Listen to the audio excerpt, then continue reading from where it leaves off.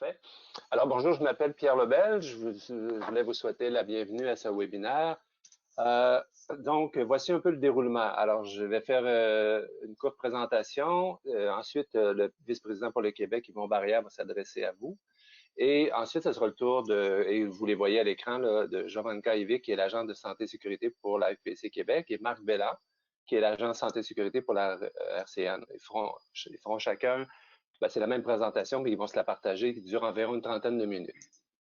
Tout ça sera suivi d'une période de questions. Vous regardez, au niveau technique, alors vous regardez dans votre menu, vous avez une flèche rouge qui va vous permettre d'ouvrir ou de fermer votre fenêtre d'interaction. Alors, c'est là-dedans que vous allez pouvoir trouver la fenêtre qui vous permet de poser des questions. Je vois que déjà plusieurs personnes le font. Alors, s'il y a des problèmes techniques, adressez-vous là-dedans. Moi, je vois tout ça. C'est moi qui vais gérer les questions. Pour la période de questions, justement, on va vous demander d'attendre à la fin, mais en ce sens que vous pouvez poser des questions à tout moment durant la présentation, mais moi, je vais les lire, puis je vais les donner à la fin. Bien entendu, on parle ici de santé et sécurité dans le cadre de la pandémie, alors on va vraiment s'adresser à ça. C'est des questions générales. À la fin du webinaire, je vous ai déjà envoyé à tous de toute façon la présentation PowerPoint, mais à la fin du webinaire, Jovanka et Marc vont regarder l'ensemble des questions. On pourra vous répondre. Donc, ce qui est important dans la boîte de questions pour vous, ça va être de donner bien sûr votre nom. On aimerait ça aussi savoir dans quel élément vous êtes, quel est le numéro de votre section locale et dans quelle région, Québec ou RCN. Comme ça va être facile pour Marc et Jovanka de faire le suivi puis de vous retrouver. Alors, je vais passer la parole à Yvon qui va vous dire un mot, qui va vous dire un petit mot de présentation. Puis ensuite, Yvon va passer la parole à Jovanka. Alors, je vais, moi, me mettre en pause, puis je vais donner la parole à Yvon. À toi, Yvon. Bien, merci Pierre. Merci beaucoup Pierre d'avoir orchestré ce rendez-vous virtuel. Bonjour à vous tous des sections locales de la région de la Capitale-Nationale et du Québec. Même si ensemble, de façon virtuelle, ça me fait du bien de reprendre contact avec vous tous.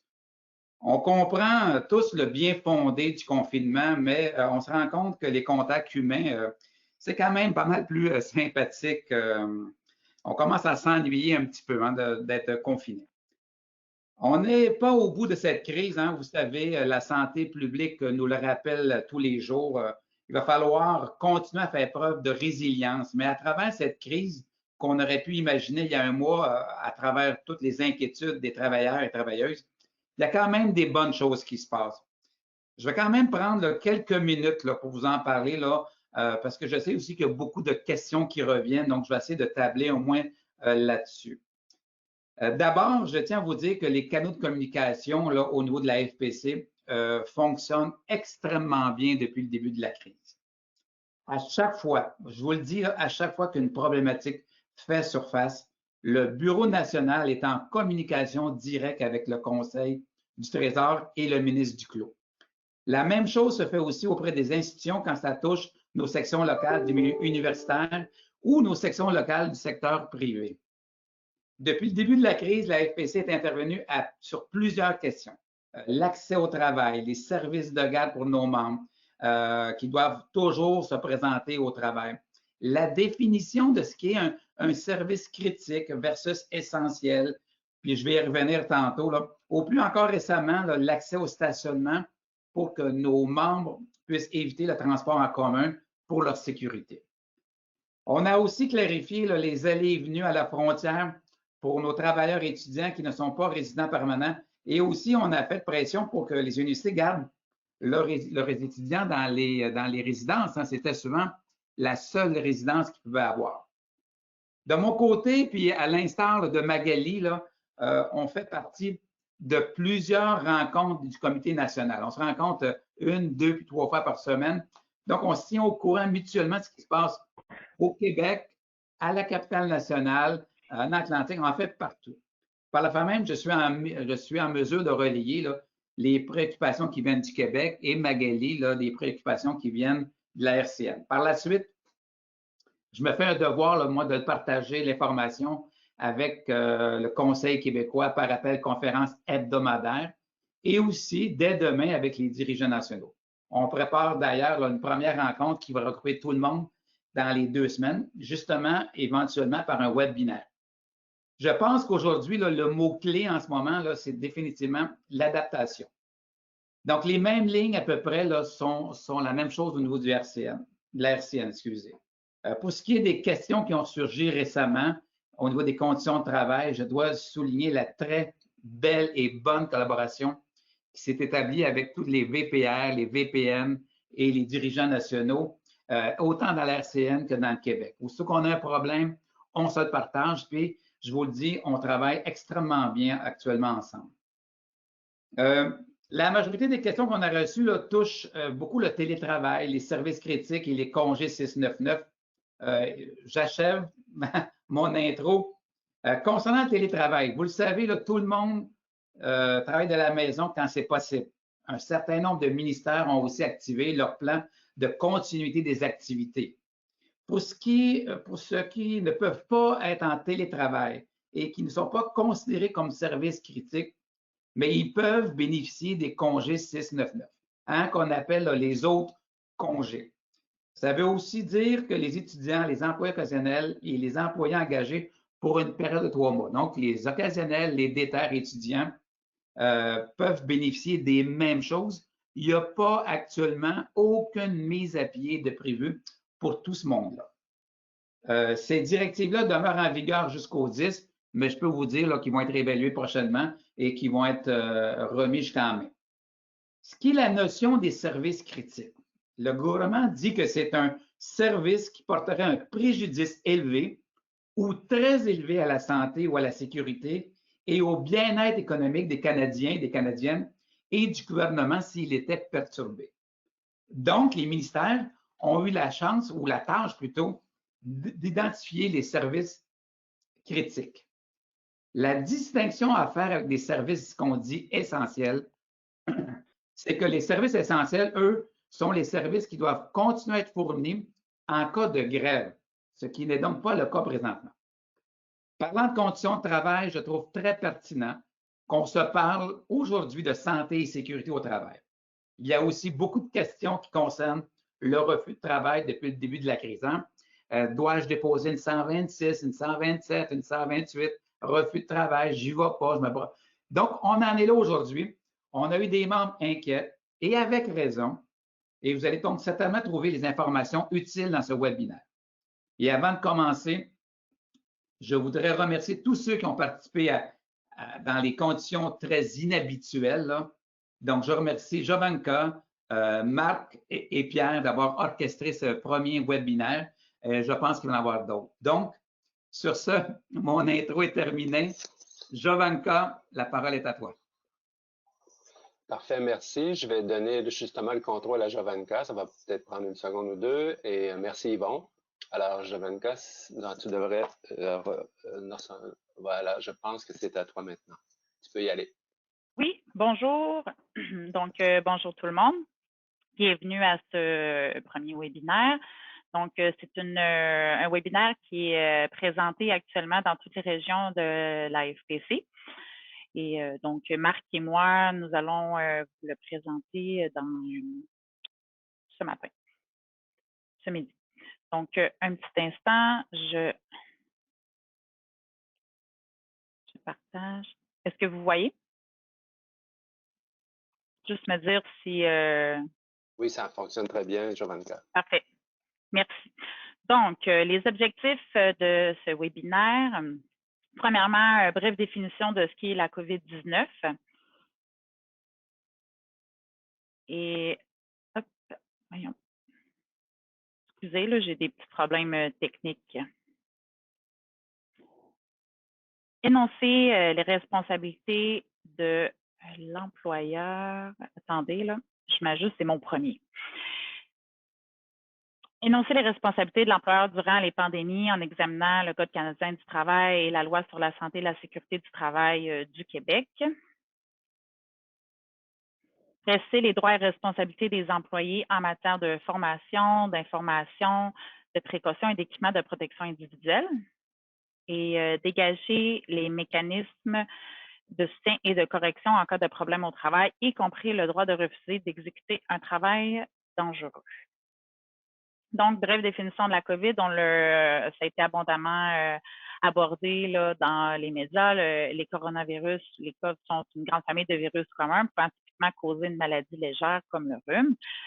Mais ce nouveau virus, c'est une nouvelle souche qui n'avait jamais encore été identifiée chez l'humain. Donc, comment il se répand? Donc, ça entraîne des infections au nez, à la gorge, au poumon. Ça peut être transmis de diverses façons. L'inhalation de gouttelettes respiratoires lorsque quelqu'un tousse ou éternue près de nous. Un contact personnel prolongé, comme le toucher, les poignées de main. Puis ensuite, qu'est-ce qu'on fait? On se touche au visage, la bouche, le nez, les yeux, sans être lavé les mains. Ou après avoir touché tout simplement une surface contaminée. Les données disponibles révèlent que la transmission de personne à personne se produit facilement en contact rapproché. Donc, comment se protéger? Je pense que M. Horacio l'a bien expliqué, de bien se laver les mains au moins 20 secondes, éviter de vous toucher le visage, de toucher des surfaces pour rien, surtout en public, éviter des déplacements qui sont non essentiels, nettoyer fréquemment des surfaces les plus souvent touchées. Donc, on pense peut-être le volant de la voiture, les poignées de porte, le cellulaire, le clavier d'ordinateur, les espaces de travail. Ça peut être toutes des surfaces qu'on devrait penser à nettoyer plus fréquemment. Garder les distances au moins 2 mètres des autres personnes. Donc, justement, à cet effet, au début, on a entendu parler de distanciation sociale. Maintenant, on emploie plutôt le mot distanciation physique. Donc, afin de réduire la transmission du COVID, la santé publique demande aux personnes de toujours se tenir à environ, je pense que c'est ma prochaine diapo ou plus loin, en tout cas, on l'a vu, à 2 mètres des gens qui nous entourent. Donc, c'est important de prendre cette disposition-là pour éviter vraiment la propagation. Donc, même si vous êtes, comme il a été mentionné par Yvon, il y a beaucoup le télétravail a été privilégié là, pour les fonctionnaires de la fonction publique, pour les gens qui travaillent dans les universités aussi, dans d'autres chartes directes aussi. Mais ce qui est important, c'est pour ceux qui sont quand même appelés à rester au travail, qui ont été identifiés comme services critiques, c'est que même si vous êtes dans un même édifice, d'utiliser la technologie comme les appels téléphoniques, vidéoconférences, Internet, pour poursuivre les activités professionnelles, pour éviter encore là les contacts. Puis pour ceux qui travaillent à la maison, ça leur permet un horaire plus flexible ou plus individualisé. Donc, vos droits. En vertu du Code canadien du travail, de la loi sur la santé et sécurité du Québec. Tout d'abord, qu'est-ce que le danger? Qu'est-ce qu'on entend par danger? Je vais commencer par la définition selon le Code canadien du travail, donc pour les gens sous juridiction fédérale. C'est une situation, une tâche ou un risque qui pourrait vraisemblablement présenter une menace imminente ou sérieuse pour la vie ou pour la santé de la personne qui est exposée, avant que, selon le cas, la situation soit corrigée, la tâche modifiée ou le risque écarté. Donc, ce qui est bien important ici, c'est les deux concepts de imminent et de sérieux pour la vie, donc, ou pour la santé de la personne. Donc, pour ce qui est du niveau de qu'est-ce qui pourrait être une menace sérieuse pour la vie, je pense qu'avec les statistiques de la COVID-19, on ne remet plus en question que ça, avec les décès qu'il y a, ça peut être porter à une atteinte sérieuse pour notre vie ou notre santé. Toutefois, ça va être la notion peut-être d'imminent qui va souvent être un enjeu là, pour dans les contextes là, qu'on verra que Marc va présenter un petit peu plus tard pour le droit de refus. Donc, les mesures préventives. J'aime toujours commencer pour ceux et celles qui me connaissent par l'objet de la loi. Donc, l'article du Code canadien du travail, partie 2, l'article 122.1, la présente partie a pour objet de prévenir les accidents et les maladies liées à l'occupation d'un emploi régi par ces dispositions. Donc, on parle de prévention, on ne parle pas de réaction. Donc, c'est toujours important de garder ça à l'esprit dans vos interventions avec l'employeur, les interactions ou les demandes. L'objet de la loi, c'est vraiment la prévention et non de constamment réagir. On peut penser en mode préventif. C'est le but de la partie. la partie 2, pardon. L'article 122.2, la prévention devrait consister avant tout dans l'élimination des risques, puis dans leur réduction et enfin dans la fourniture de matériel d'équipement, de dispositifs ou de vêtements de protection en vue d'assurer la santé et la sécurité. Donc, ce qu'on appelle les EPI. Donc, si vous constatez là, dans l'ordre que c'est présenté, on parle vraiment en premier de l'élimination du risque, puis la réduction et enfin l'EPI. Et ce n'est pas l'ordre inverse. On ne commence pas par fournir de l'équipement. Ce qu'on devrait garder en tête, c'est que les premières mesures qui doivent être prises, c'est vraiment l'élimination du risque. Donc, l'obligation des employeurs, sous le code toujours, on va commencer l'article 124. Hein. L'employeur veille à la protection de ses employés en matière de santé et de sécurité au travail. Donc, je tiens à préciser qu'il n'y a aucune autre disposition du code qui affaiblit l'énoncé. Donc, l'employeur, il doit vraiment veiller à la protection des employés. 125.1.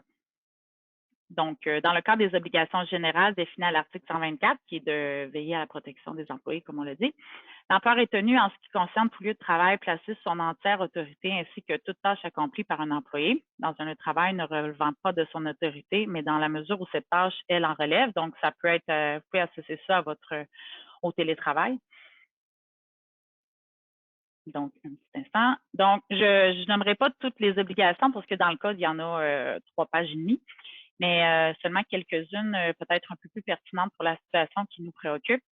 Donc, 125I, de fournir les installations sanitaires personnelles réglementaires, de fournir le matériel, l'équipement, les dispositifs et les vêtements de sécurité réglementaires à toute personne à qui il permet l'accès du lieu de travail.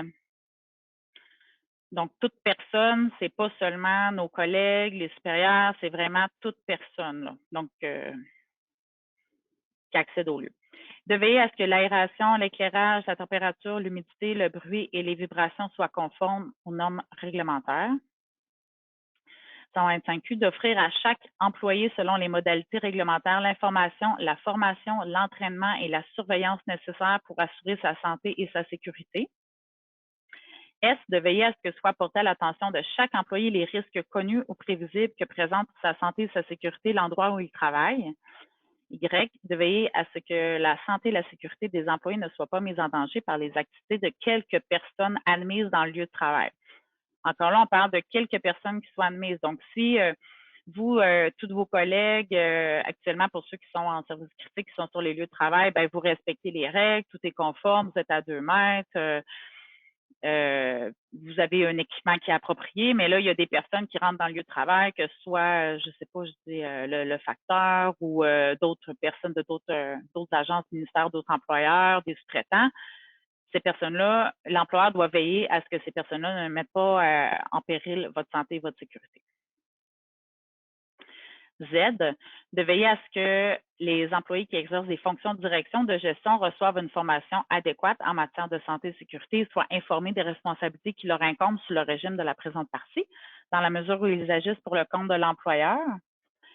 Z01, de veiller à ce que les membres du comité d'orientation ainsi que les membres du comité local ou le représentant reçoivent la formation réglementaire en matière de santé et sécurité et soient informés des responsabilités qui leur incombent sous le régime. Donc, c'est important là, de ces 2 énoncés-là que vous essayez de vous assurer que ce soit vraiment respecté. Pour ce qui est au niveau de la LSSC, de la Loi sur la santé et sécurité du travail, pour les gens qui sont sous juridiction provinciale, je vais nommer aussi quelques obligations de l'employeur. Donc, c'est la section 2, article 51. Donc, l'employeur doit prendre les mesures nécessaires pour protéger la santé et assurer la sécurité et l'intégrité physique du travailleur. Et l'employeur, à cette fin, doit s'assurer que les établissements sur lesquels l'autorité sont équipés et aménagés de façon à assurer la protection du travailleur. Fournir un matériel sécuritaire et assurer son maintien en bon état. Et collaborer avec le comité de santé et sécurité, s'il y en a un, ou le cas échéant avec le comité de chantier, ainsi qu'avec toute personne chargée de l'application de la présente loi et des règlements, et de fournir tous les renseignements. Donc, il doit aussi, comme autre obligation, afficher dans des endroits visibles et facilement accessibles aux travailleurs les informations qui leur sont transmises par la commission. Donc, par la commission, on entend la commission des normes et de l'équité, santé et sécurité au travail, CNSST, l'agence et le médecin responsable et mettre ces informations à la disposition des travailleurs, du comité de santé et de sécurité et de l'association accréditée. Pour ce qui est de l'article 58, ça s'adresse aux personnes, donc l'employeur dont un établissement appartient à une catégorie identifiée à cette fin par règlement doit faire en sorte qu'un programme de prévention, c'est pour les gens qui sont dans les au niveau prioritaire, là, les 3 groupes prioritaires. À cette fin, il doit faire en sorte qu'un programme de prévention propre à cet établissement soit mis en application compte tenu des responsabilités du comité santé et sécurité s'il y en a un. Donc, si l'employeur, là, pour vous, ne respecte pas là, les obligations qu'on vient de voir, évidemment, le processus, c'est de faire une plainte là, à la CNESST pour qu'il y ait une intervention d'un inspecteur. Il y a l'article 62. Donc, l'employeur doit informer la commission par le moyen de communication le plus rapide et dans les 24 heures, lui faire un rapport écrit selon la forme et avec les renseignements exigés par règlement de tout événement qui entraînerait soit le décès d'un travailleur, soit pour un travailleur, la perte totale ou partielle d'un membre ou de son usage ou d'un traumatisme physique important, des blessures telles à plusieurs travailleurs qui ne pourront pas accomplir leurs fonctions pendant un jour ouvrable et des dommages matériels de 150 000, pardon. Donc, que font les comités en milieu de travail ou les comités d'orientation et représentants en santé et sécurité? Donc, si on commence pour les comités en milieu de travail, comités d'orientation, pour ce qui est de la juridiction fédérale, c'est toujours l'article 125, je tiens à le préciser parce que là, on voyait juste la lettre, là, mais c'est 125 Z03. Donc, en consultation avec le comité d'orientation ou le comité local ou le représentant, c'est d'élaborer, de mettre en œuvre des programmes réglementaires de prévention des risques. Donc, c'est le règlement 19 qui est associé à la loi. Là, il y a 20 règlements. Donc, le programme de prévention des risques, c'est le règlement 19. Et en fonction de la taille du lieu de travail et de la nature des risques qui s'y posent, y compris la formation des employés en matière de santé et de sécurité, d'en contrôler l'application. Donc, c'est important de vous assurer que vous avez vraiment un tel programme là, pour chacune de vos sections locales. Et Z04, relativement aux risques propres à un lieu de travail et non couverts par un programme, en consultation avec le comité d'orientation ou le comité local, d'élaborer, de mettre en œuvre le programme réglementaire de prévention des risques. Donc, c'est aussi là que le comité local doit être impliqué avec l'employeur pour mettre en œuvre le programme de prévention des risques. Donc, ça comprend aussi les nouveaux risques qui sont identifiés dans le milieu de travail, donc actuellement COVID-19. Donc, c'est là aussi, c'est avec ces articles-là que vous pouvez faire en sorte d'être impliqué dans votre lieu de travail là, pour l'application de ce programme-là et aussi pour essayer de protéger là, les travailleurs avec ce nouveau risque. Le droit de refus. Je passe la parole à mon collègue Marc Belland.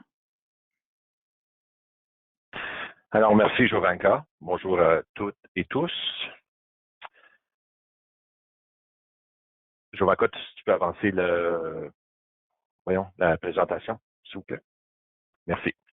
Alors, sur le Code canadien du travail, c'est l'article 128 qui donne le droit aux travailleurs, travailleuses de refuser de travailler en cas de présence de danger. Jovanka nous a expliqué tantôt, là, au début de la présentation, la définition du danger, qui doit être sérieux et ou imminent. Prochaine diapo. Alors, ce pictogramme explique brièvement l'article 128 de façon plus facile à suivre, surtout que vous pouvez l'imprimer et l'avoir avec vous en milieu de travail au lieu d'imprimer la section 128 du code et puis vous promener avec. Alors, la première étape, je sais que c'est pas gros, là, mais c'est pas gros sur mon ordi, mais de toute façon. Et puis, il y a la référence à l'article, la section de l'article qui parle, comme par exemple, la première étape est dans 128.6. Alors, le travailleur, la travailleuse doit rapporter à son superviseur la situation qui cause un danger. Alors, les deux personnes concernées vont faire enquête. Et s'il y a entente entre le superviseur et l'employé, le superviseur va prendre des moyens pour atténuer les risques. Alors, le travailleur ou la travailleuse est d'accord et les mesures préventives sont prises et la vie continue. Ensuite, si le travailleur ou la travailleuse n'est pas d'accord avec l'enquête du superviseur, alors là, l'employeur révise le comité de santé et sécurité en milieu de travail du refus continu de l'employé et le comité va assigner 2 personnes pour faire enquête. Quand le comité assigne 2 personnes, au minimum, une des 2 personnes doit être du côté employé. Alors, l'autre personne est soit du côté employeur ou aussi du côté employé. Mais au minimum, c'est 50-50. Alors, le comité va faire enquête et va donner un rapport par écrit à l'employeur. Ensuite, l'employeur a le droit de fournir de l'information supplémentaire au comité. Et si le comité ne change pas d'idée, alors l'information est transmise au travailleur qui refuse. Une des choses qu'il ne faut pas oublier, en tant que travailleur qui refuse de travailler, vous avez le droit d'être présent durant toutes les étapes de l'enquête et vous avez le droit d'avoir une personne présente avec vous. Dans le Code canadien du travail, ce n'est pas prescrit ou écrit nulle part qui a le droit de vous accompagner. Alors, des fois, on peut avoir des discussions un peu aiguës avec l'employeur parce qu'il ne veut pas une certaine personne, un représentant syndical, un représentant santé et sécurité, un membre du comité. Mais en bout de ligne, c'est la décision du travailleur, de la travailleuse, de décider qui va les accompagner. Une fois le rapport du comité donné au travailleur et à l'employeur, c'est la même chose qu'en première partie.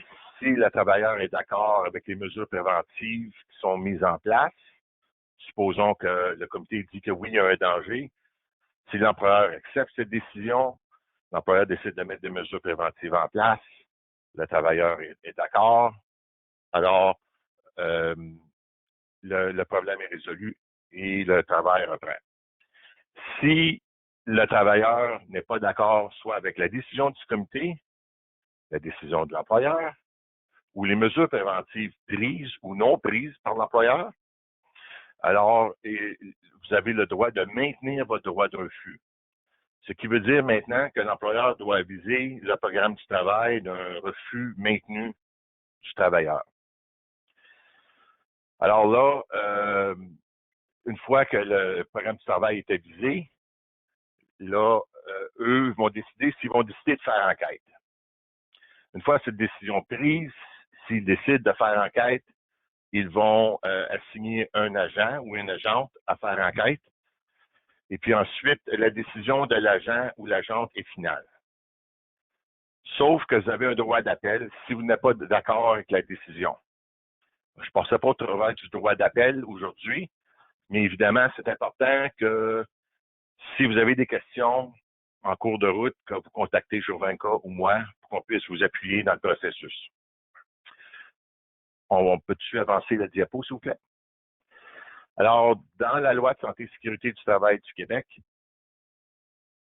le travailleur, c'est l'article 12 qui s'applique, un ou une travailleuse a le droit d'exercer le refus de travail si le travailleur a des motifs raisonnables de croire que l'exécution de ce travail vous expose à un danger pour votre santé et sécurité ou votre intégrité physique ou à une autre personne à un semblable danger.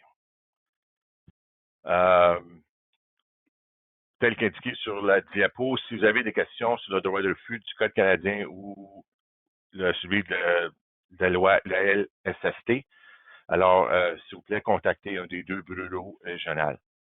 Prochaine diapo. Alors, on voit encore une fois là, un pictogramme semblable à celui qu'on vient de voir pour le Code du travail fédéral. Le travailleur avise son superviseur, la même chose, c'est l'article 15 ici. Ensuite, l'employeur va convoquer le représentant de santé et sécurité du côté syndical sous l'article 16 de la loi pour évidemment, faire enquête. S'il y a entente entre les parties ou s'il y a absence de danger, si le travailleur est d'accord, un peu comme au fédéral, le travailleur retourne travailler. S'il y a présence de danger, alors l'employeur doit mettre des solutions, des mesures préventives en place. Sinon, s'il y a désaccord sur les solutions, s'il y a désaccord sur la présence de danger ou l'absence de danger, devrais-je dire, le travailleur a le droit de maintenir son refus de travail et puis il y aura enquête jusqu'au point où on va faire l'intervention auprès de la CNESST. Notre pictogramme il est pas à jour. Eux vont envoyer un enquêteur pour faire enquête et prendre décision. Même chose qu'au fédéral, vous avez un droit d'appel en tant que travailleur si vous n'êtes pas d'accord avec la décision de la CNESST. Prochaine diapo. Alors ça, c'est un peu l'explication du pictogramme tantôt avec les références différentes sections de la loi du Code du travail. On peut avancer. Alors, ça continue, oui. L'employé, oui, exactement, merci.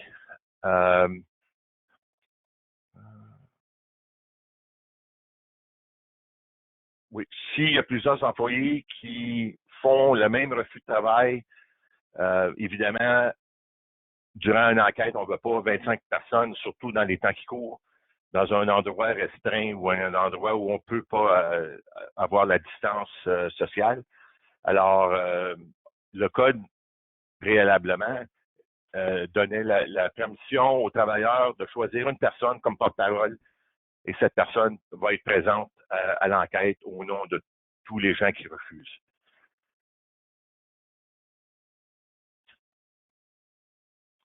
Prochaine diapo, ça je l'ai déjà mentionné tantôt avec le pictogramme.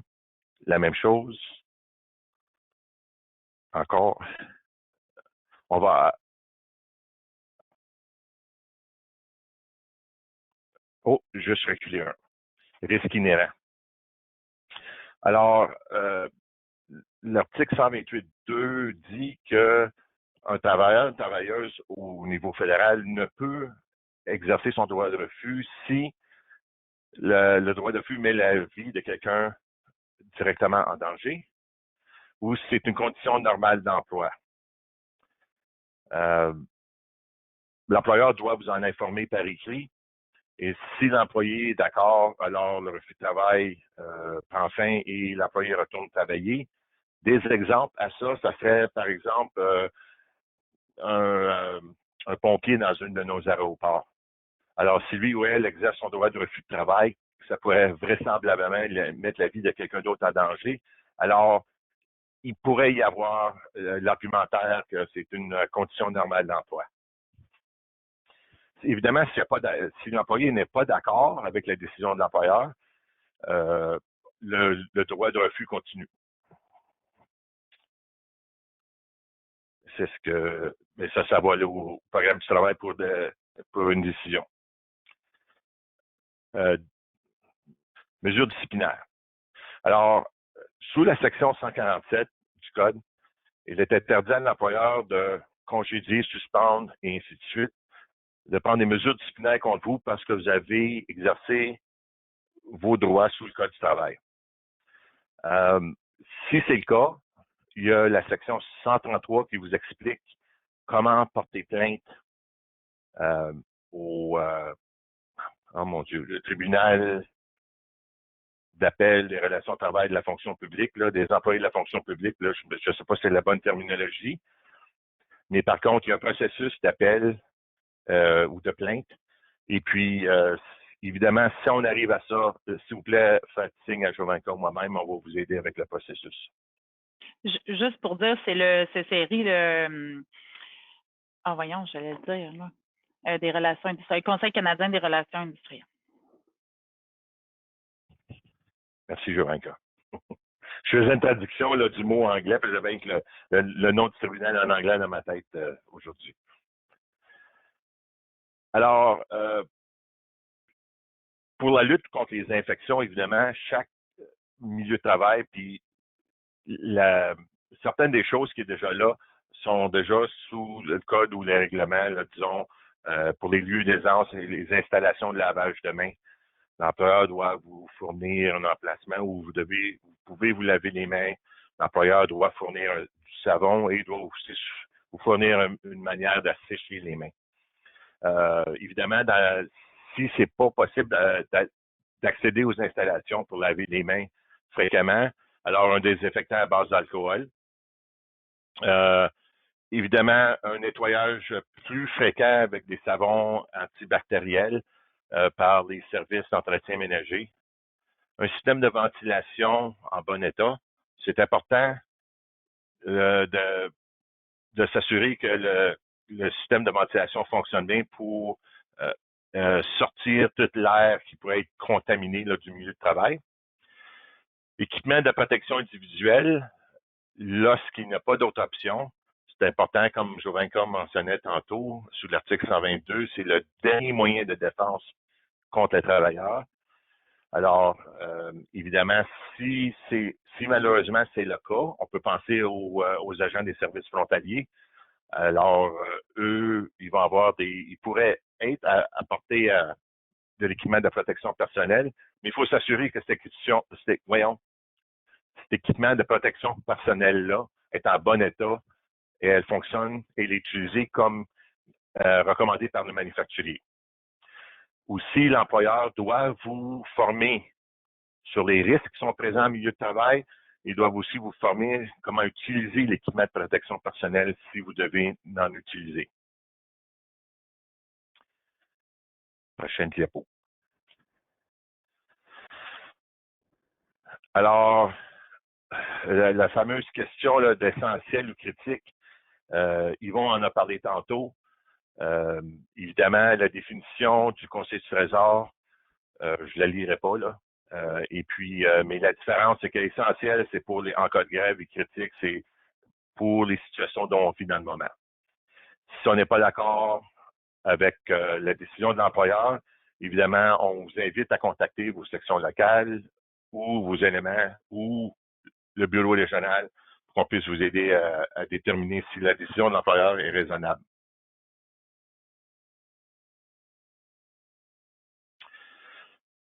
Le fameux télétravail. C'est un outil qui est très bon dans le moment avec la situation que nous vivons, mais ça nous apporte à des questions des membres. J'en ai eu plusieurs dans les dernières semaines. Est-ce que l'employeur est responsable? Est-ce que je suis couvert sur la CNESST, la CESPAT en Ontario? Ainsi de suite. Alors,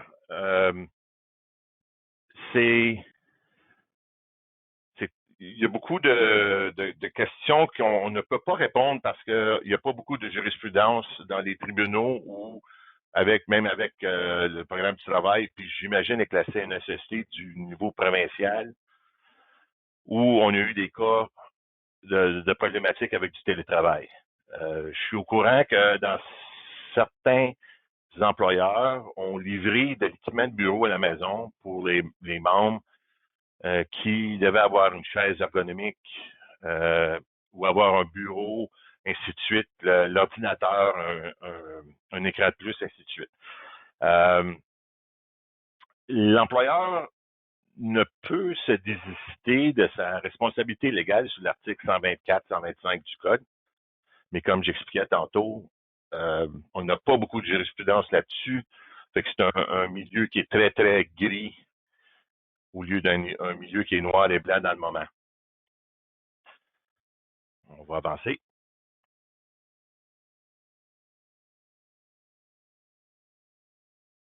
Alors, la santé mentale, c'est important. Puis les gens, il y a juste tous de différentes manières, évidemment, à être en isolement là, depuis maintenant la troisième semaine. Et puis, si on regarde les nouvelles, ça pourrait être encore un bout de temps. Alors, la santé mentale, c'est un point important. Je sais que le Conseil du Trésor va sortir de l'information pour les employés ou les membres au sujet de la santé mentale.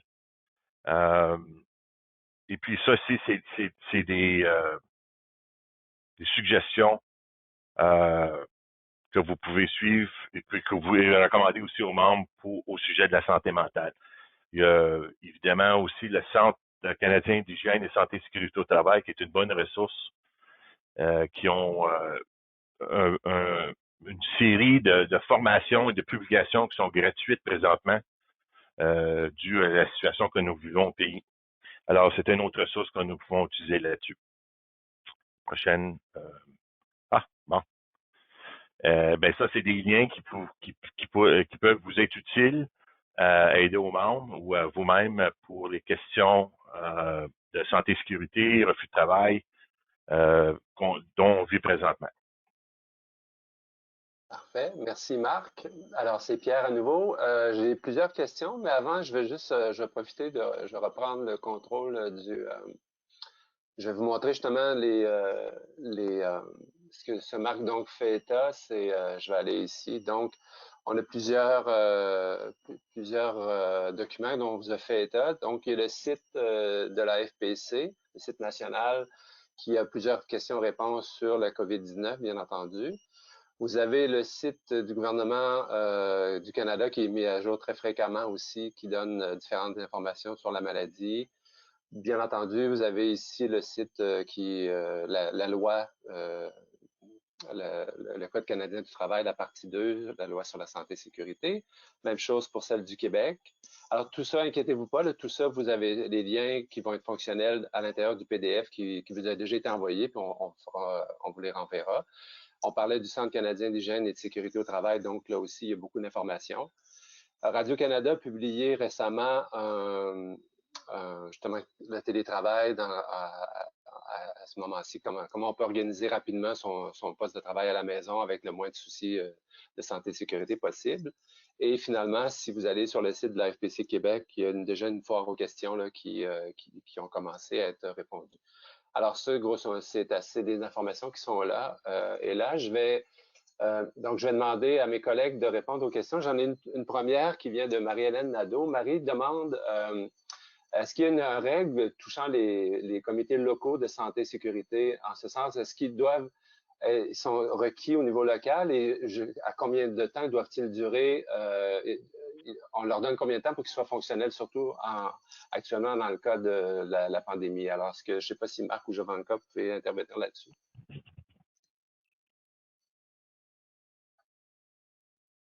Je peux répondre. Vas-y. Alors, au niveau fédéral, chaque milieu de travail, là où il y a 20 employés ou plus, il devrait déjà y avoir un comité de santé et sécurité local en milieu de travail.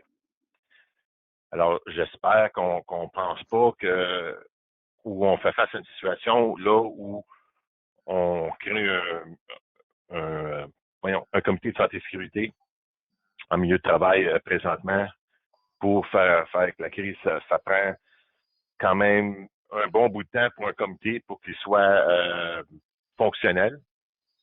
Ça prend Moi, aussi j'avais juste une question, Marie-Hélène, si c'est possible de l'écrire ou de répondre.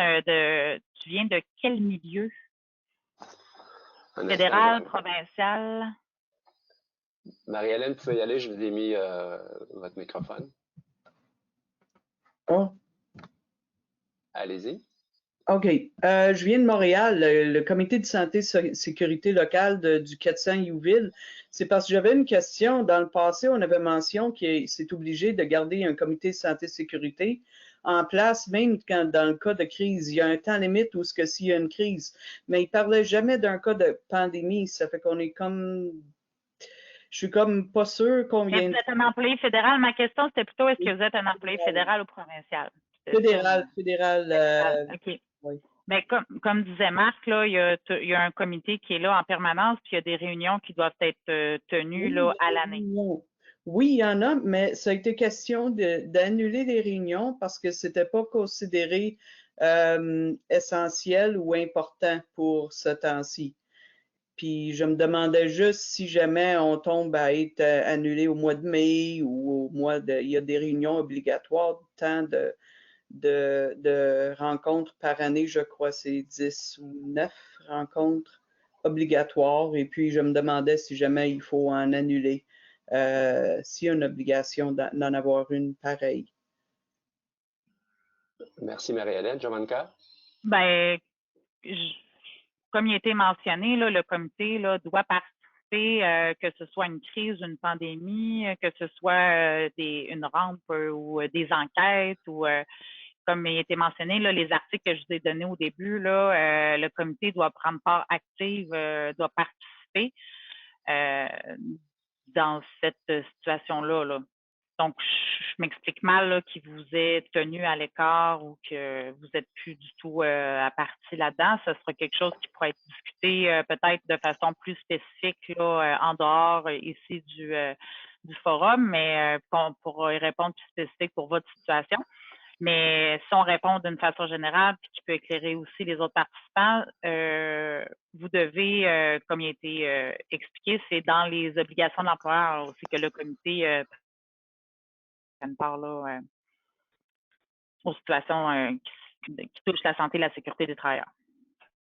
Donc, peut-être envoyer les coordonnées, puis on pourra être en contact, tout dépendant là, de votre représentant régional et à qui on vous reviendra. Pierre, est-ce que je peux me permettre? C'est Yvon. Merci Pierre, merci Jovanka. Oui, votre réponse est très pertinente, mais au-delà de la réglementation, que ce soit au niveau fédéral et ou au niveau provincial, j'ai envoyé moi une demande aux dirigeants nationaux de ma région pour promouvoir actuellement et de maximiser les rencontres au niveau de la santé et sécurité. Je pense que les employeurs et ou là, je pense que nos membres syndiqués qui font partie des comités de santé et sécurité, que ce soit là fédéral, provincial, doivent faire la demande d'avoir minimalement, je vous le dis d'instant-ci, au moins une rencontre par semaine, par téléphone, par Skype, par FaceTime ou par Zoom. Mais c'est extrêmement important actuellement d'avoir des rencontres pour se tenir tout le monde et mutuellement au courant parce qu'on est toujours malheureusement à la traîne de ce qui se passe. Et je pense qu'il faut être, on est toujours réactif, mais maintenant, je pense il faut y aller sur l'option de la prévention. Donc, je vous encourage, tous les membres là, des comités de santé et sécurité, d'appeler votre employeur en disant, hey, la semaine prochaine, j'aimerais ça qu'on tienne, selon vos disponibilités, une rencontre, puis qu'on aimerait qu'on revoie certaines choses propices, autant actuellement que dans des éventuels retours au travail. Parfait, merci Yvon. Alors, je vais continuer avec les questions. J'ai une question de Claude Flamand. Claude demandait justement, est-ce que l'employeur doit, justement, lorsque les gens sont obligés de travailler en télétravail, est-ce que l'employeur doit venir superviser, s'assurer que tout l'équipement est... Quel est le rôle finalement, ce que Claude demande de l'employeur pour l'organisation à la maison là, pour les gens qui doivent être en télétravail?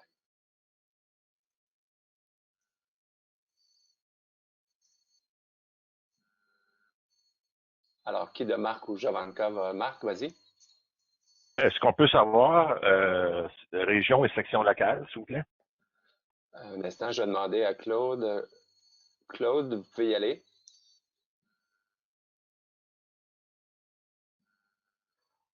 Claude dit qu'il travaille pour l'Agence du revenu. J'imagine que c'est dans la région de Montréal. J'ai donné accès. Claude, vous pouvez nous... Alors, ce qu'on va faire... Non, Claude, c'est pas grave. Alors, on va... Marc, j'ai pas plus d'informations que ça. C'est Claude Nadeau? Flamand. Je le connais. C'est Claude Nadeau. Non, c'est ça? Claude Flamand. Ah, Flamand, pardon. Ah, bougez pas. Section 1010-0009. Claude m'indique qu'il n'y a pas de micro. Alors, c'est la section 10-0009. OK. Mais j'en prendrai en note, puis... Parfait. OK. Alors, plusieurs m'ont demandé aussi si vous pouvez partager le PDF. Aucun problème. Comme je l'ai mentionné, je pense à l'ensemble du groupe. On va mettre sur les 2 sites régionaux de la FPC Québec et la FPC RCN le lien. Donc, on enregistre tout ce qui se dit aujourd'hui. Donc, c'est pour ça qu'on fait attention de la façon dont on parle. Et on va mettre, en plus du webinaire, on va mettre le lien vers le PDF et les fenêtres que je vous ai montrées. Là, à l'intérieur du PDF, il y a les liens pour tout ça. Alors ensuite, bougez pas, je continue. Alors, Claude toujours demande, est-ce que juste le fait d'être inquiet de la COVID, c'est suffisant pour exercer un droit de refus? Par exemple, il mentionne que dans son lieu de travail, les seules mesures qu'il y a en place, c'est des lingettes et du Purell. Alors, est-ce que, je ne sais pas si vous voulez intervenir, Jovanka ou Marc, là-dessus, voir si, compte tenu que quelqu'un constate que l'équipement n'est pas suffisant, est-ce qu'il pourrait exercer un droit de refus? Ben, c'est pas une réponse que je vais pouvoir donner sur un forum comme ça. Dans le fond, il faut un petit peu plus d'informations, puis ça va demander plus de discussions en un à un là, pour connaître là, la situation. Donc, il faudrait que la personne qui a posé la question là, donne vraiment envoie les coordonnées là, plus précises pour qu'il soit contacté par la suite. Parce que, comme on disait, c'est vraiment si on sent notre santé et sécurité qui est menacée, mais je peux pas, puis on peut pas répondre comme ça nécessairement spécifiquement pour chaque situation, mais un suivi va être fait là, si on a les coordonnées. D'accord, on les a, les coordonnées de Claude, là, fait qu'on pourra faire le suivi là-dessus. Ah, c'est Claude Flamand encore, OK. C'est ça, oui. Alors, j'ai la même chose, Yves me demande la même chose, Yves Chauvin demande la même chose. Est-ce que c'est nécessaire de fournir des gants, masques pour tous les employés? J'imagine, Jovanka, c'est la même réponse, tout dépendant du milieu de travail. Puis c'est le genre de questions qu'on pourrait traiter à l'extérieur du webinaire. Oui. Parfait. Je continue soyez un petit peu patient. Là. Les questions commencent à s'accumuler. Là. Je vais vérifier. Donc, France Filion, de la section locale Charte directe 17751, dit donc, il y a les responsabilités, là, je pense une question assez générale, les responsabilités de l'employeur en mode de télétravail ne sont pas généralement définies. Je pense que c'est chaque employeur qui les détermine, n'est-ce pas? Oui. Parfait. France, OK, oui, je connais France. S'il y a quoi que ce soit, France, tu pourras me rappeler. Excellent. Alors, Chantal fait le suivi là-dessus. Chantal Fortin dit on devrait avoir plus d'informations sur les obligations de l'employeur. Mais c'est justement, Chantal, le genre de travail qu'on est en train de faire, là, de compiler sur les sites régionaux puis sur le site national un peu plus d'informations sur ce que l'employeur doit faire là-dedans. Je continue dans ma liste. Alors, bougez pas. Alors, j'ai Nathalie ici. Je pense que je vais laisser Nathalie. Je vais aller voir si vous pouvez nous poser la question parce qu'elle est assez longue, puis c'est peut-être plus facile. Je rappelle à tout le monde que si la question est trop complexe, on ne pourra pas répondre en détail ici. Alors, ce qu'on va faire, c'est Jovanka et Marc vont prendre contact avec vous. Mais là, je vais laisser la parole à Nathalie. Nathalie, je viens de débloquer votre microphone. Non, je pense que c'est pas possible. Alors, je vais essayer quand même. La question, c'est si un employé s'est fait dire par la santé publique de s'isoler 14 jours à cause des symptômes qu'il présente, est-ce qu'il sera toujours en congé 6,99 ou doit prendre des congés de maladie? C'est la question. Je ne sais pas encore là. Vu que je ne suis pas un spécialiste, alors je vous laisse voir, Jovanka et Marc, si ça devient du trop particulier ou si on peut continuer. Oui, ben c'est ça. Ça va devenir là du plus particulier. Parfait. OK. On peut répondre. Ça marche. On a les informations pour rejoindre Nathalie. Il n'y a pas de problème. Si je peux me permettre, je pense que c'est une question qui est très importante. Il y a déjà eu des discussions au niveau du Conseil du Trésor, puis il est hors de question que nos membres puisent dans les congés de maladie s'ils sont retournés au travail, s'ils ont des signes de COVID-19. Si c'est ça, actuellement, la position du ministère, mais ils vont devoir quand même remettre les congés de maladie. Donc, si quelqu'un avait 30 congés, il en prend 14, mais ça va devoir être remis à ce moment-là. Donc, définitivement. Parfait. Merci, Yvon. Ça va donc se préciser. Merci. Alors, j'ai une question de Lise Dagenet. Est-ce je pense que vous me direz, Marc et Jovanka, si c'est trop précis ou pas, là, mais est-ce que des membres qui seraient immunodéprimés doivent fournir à l'employeur, quelle précision doivent-ils fournir à l'employeur lorsqu'ils demandent un congé en vertu de 6,99?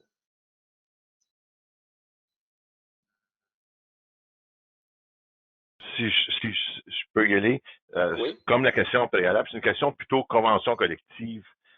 Je comprends qu'il y a un aspect santé-sécurité, mais on rentre dans des congés, des codes pour les congés. Ça, je vous invite à contacter votre section locale ou votre élément pour ça. Parfait. Merci beaucoup, Marc. Je continue dans la liste de questions. OK. Alors ici, Michel Parent nous dit qu'elle est du SSG. Elle nous dit qu'eux, ils continuent leur rencontre de santé, du comité de santé, mais bien sûr à distance. Supposons ils nous demandaient l'avis du comité d'orientation, ce qui a trait aux inspections mensuelles.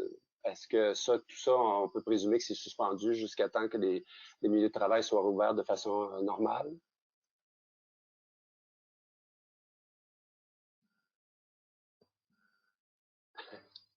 Marc ou Jovanka? Ben, son milieu de travail est fermé. Ouais, un peu, on va aller voir, on va demander à Michel. C'est difficile. C'est pas qu'on veut pas juste spécifier, c'est pas qu'on veut pas répondre, mais des fois, c'est pour ça qu'on demandait des questions plus générales. On a dit qu'on répondra à des questions un peu plus générales à grand public comme ça, puis qu'il y a des questions des fois qui nécessitent plus d'investigation, de questions-réponses, c'est que ça peut être des appels téléphoniques qui durent 20 ou 25 minutes. On répondrait de façon plus particulière.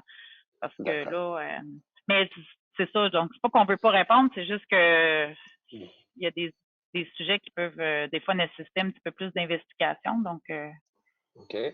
Alors, j'ai une question plus générale, je pense, d'Alexandra Plamondon, qui dit qu'est-ce que l'employeur doit fournir pour le télétravail? Est-ce qu'il y a des normes qu'on connaît ou là aussi, ça doit se déterminer de milieu de travail à milieu de travail?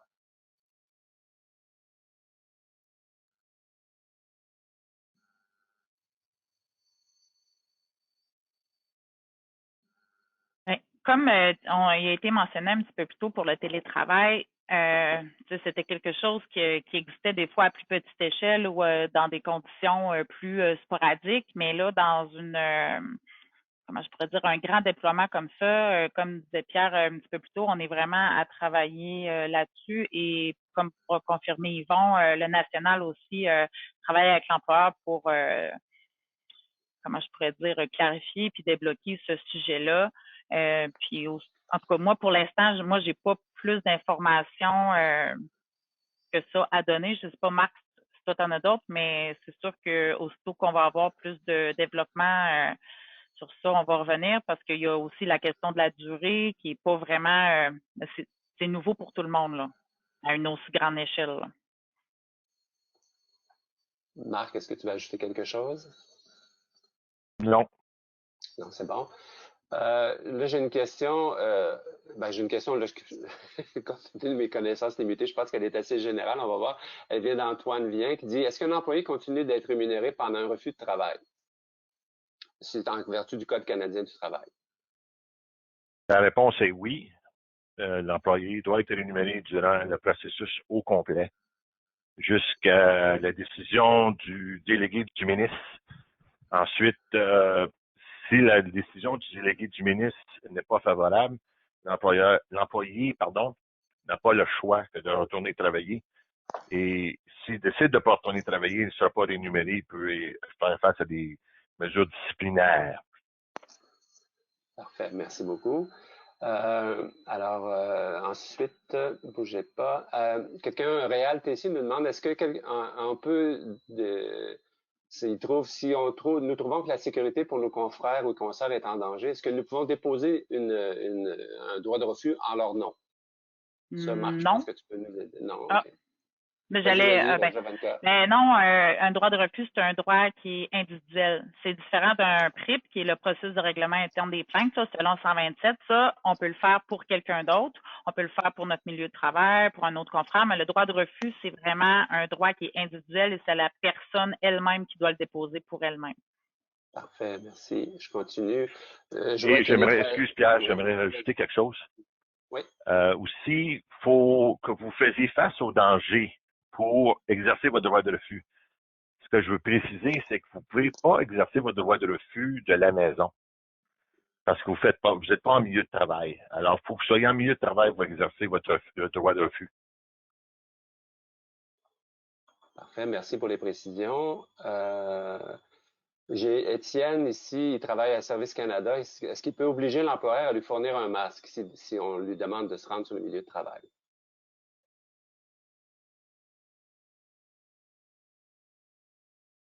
Bien, sans savoir je comprends les problèmes avec les bureaux de Service Canada, je crois qu'ils sont pas mal tous fermés.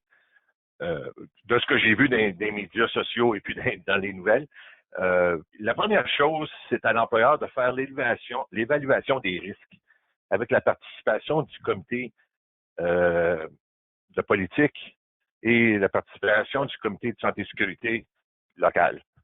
Alors, ça, c'est la première chose. Le masque, ça devrait être la dernière chose qu'on utilise pour la protection des travailleurs. Alors, il y a certainement plus de mesures que l'employeur peut mettre en place pour protéger les travailleurs avant de se rendre un masque. Alors, pour répondre à votre question, il doit y avoir une évaluation des risques faite par l'employeur et le comité de santé et sécurité pour déterminer quelles protections peuvent être mises en place. Parfait, merci beaucoup. Là, je vois ça fait déjà 1 heure et plus qu'on est ensemble. Là, je pense qu'on va prendre 4 ou 5. Je vais regarder voir s'il y a d'autres questions plus générales qu'on peut. Sinon, inquiétez-vous pas, là, tous ceux qui ont posé des questions, on les conserve. Je vois que la plupart d'entre vous avaient donné vos mentions de section locale et tout ça, donc on va pouvoir prendre contact avec vous. J'essaie de voir s'il en reste 1 ou 2, là, parce que ça fait 1 heure qu'on est assis, puis pour des questions de santé et sécurité, je pense qu'il serait le temps qu'on puisse se lever et faire autre chose. Alors, laissez-moi juste 2 petites minutes, voir si s'il y a des questions plus générales que je peux piger dans la liste. Sinon, comme je mentionnais, on va vous contacter pour vous répondre. Alors, je pense que pour l'instant, ce que je vois, c'est assez particulier. Là. Je pense pas qu'il y ait de... Alors, laissez-moi une seconde. Non, je pense que pour l'instant, ce que je vois, c'est on a besoin de plus d'informations pour répondre à vos questions. Alors, je pense il est 13h03. Je pense que on vous a donné l'information qu'on pouvait vous donner à ce moment-ci. Alors, on vous remercie. Je remercie Yvon, Jovanka et Marc d'avoir participé au webinaire. Comme je le rementionne, j'espère que je radote pas trop, mais si je le fais, vous pourrez me l'envoyer dans le chat. Le webinaire est enregistré, donc il sera mis en ligne probablement cet après-midi ou peut-être demain. Le PDF, je vous l'ai déjà envoyé. Si vous voulez le faire suivre à vos membres, aucun souci. Il y a une version anglaise de ce webinaire qui va être organisée lundi. Alors, vous pouvez, si vous avez reçu le courriel pour vous inscrire à celui-ci, dans le même courriel, il y a le lien pour la version anglaise. Alors, c'est lundi à midi. Et merci à tous pour votre participation. Là, il y a plus de 175 personnes qui ont été présentes pendant ce webinaire, donc ça démontre l'importance que vous accordez à ces questions pour vos membres et pour vous-même. Alors, merci Jovanka, merci Marc et merci Yvon, et merci à vous tous. Puis on pourra dire qu'à partir de ce moment, le webinaire est conclu. Merci et bonne journée à tous. Merci de votre participation. Merci beaucoup, Pierre. Dernière petite chose rapidement. Je sais qu'on a encore 142 personnes là, en ligne, mais rapidement, en lien avec une question plus tôt, donc l'inspection des lieux. Ben, le gros bon sens nous dit qu'on peut le suspendre actuellement, surtout si le site a été fermé préalablement. Mais moi, j'invite tout le monde, ça c'est important, j'invite tout le monde que si vous avez des questions ou des interrogations, faites-en part à votre président, à votre section locale, à votre VPR ou VPN, à Magali et ou à moi, parce qu'à chaque jour, on a des contacts avec le Conseil du Trésor qui, eux, ils sont appelés à l'occasion à intervenir rapidement auprès des ministères qui sont souvent là un petit peu des fois délinquants. Donc, à tous et chacun, merci d'avoir été là. Merci beaucoup, Pierre, pour ta bonne job. Merci. Bonne journée à tous.